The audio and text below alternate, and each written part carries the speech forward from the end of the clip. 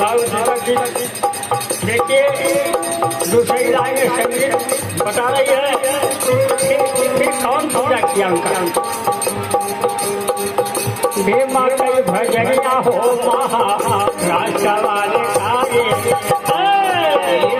भजनिया हो महाराष्ट्र वाले काये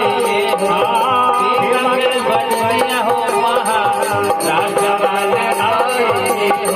ये कब की बात है?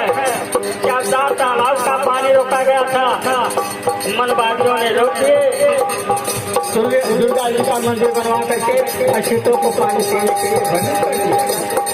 अरे बाप रे बाप, लाखों लाखों अछूत पानी वगैरह लगना जब शुरू किए तो बाबा साहब के यहाँ बात गई।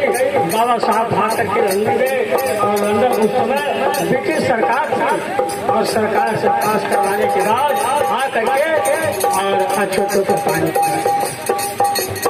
ये हमारे भजनिया हो महाराष्ट्र वाले काये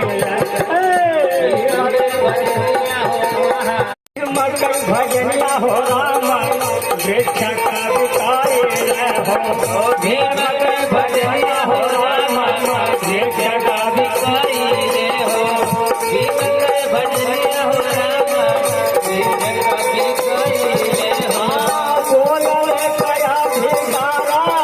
बोलने कया भिकारा पाई गई रे मनवा न भाजा बाता मारी गई बारे मनवा मारे बाबा बाता मारी गई बारे मनवा मारे बाबा बाता मारी गई बारे मनवा मारी गई बारे मनवा